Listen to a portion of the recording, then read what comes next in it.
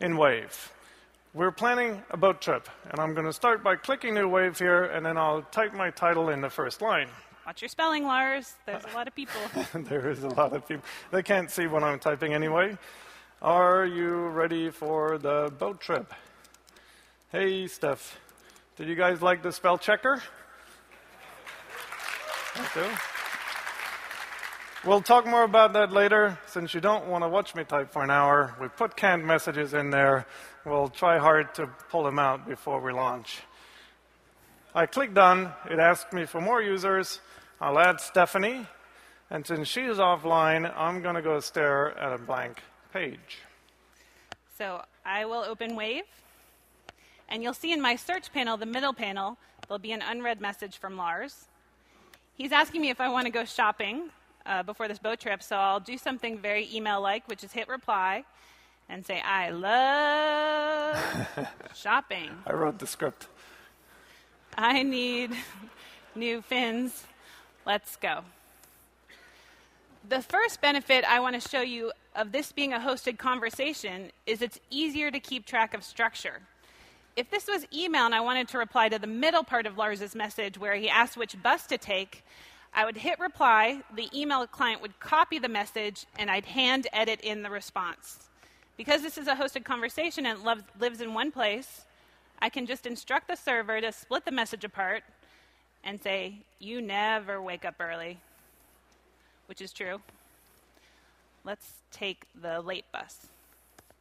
Okay, Lars isn't online. I'm going to close this Wave. So a little bit later, I come back online, and you'll see, for starters, that Wave is now bold to show me there's new material in it.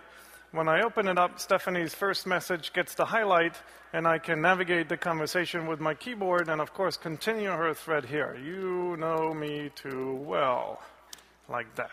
And that's how plain vanilla email-type conversations work in Wave. So you've noticed that we have carefully avoided having the Wave open on both screens. When we do have the Wave open at the same time, my messages bounces right off the server into Stephanie's browser. And the effect is that you can also do instant messaging type conversations in Wave. In fact, in the same Wave, you can switch back and forth between these different ways of communicating. I'll show you that now. Shiny. You must know a good store. Right. There is a new one over on George Street. Cool. Let's go at 7.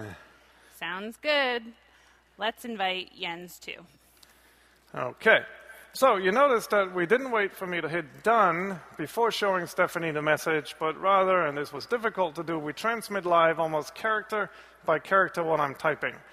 Why did we do that? It's because with today's instant messaging tools, you spent half of your time looking at it saying, Stephanie's typing, she's typing, she's typing, she's typing, and then you see what she said. Thank you.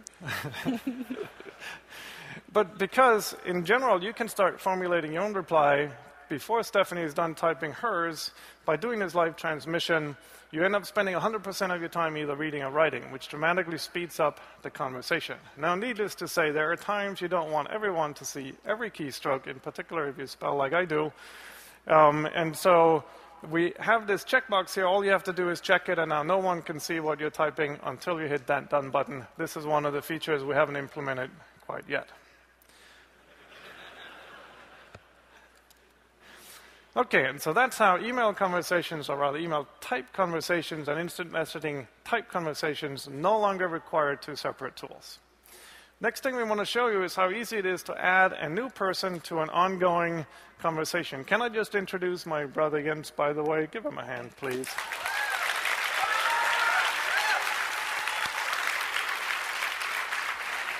So we want to add Jens to the conversation. If this was email, I would take the last message here, reply to it, and add Jens to the recipient list. There's 2 problems with that. For starters, because we branched the conversation up here, that last email message would not contain the entire conversation. But also, if Stephanie then later, when I reply to an earlier message of mine, Jens wouldn't get that anyway. You end up with these cat and mouse games.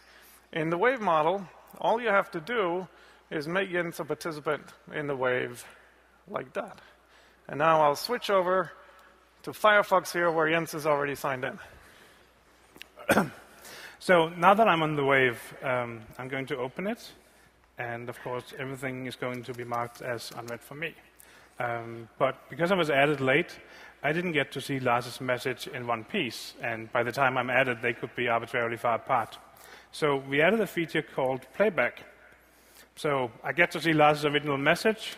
Lars asks Stephanie. Stephanie replies. Stephanie does an inline reply. And so on and so on. Thank you. So playback turns out to be a really useful feature, particularly when a wave starts picking up more structure. And we'll show you more of that later. But now that I've caught up on this wave, I'm going to just add my reply. Me too.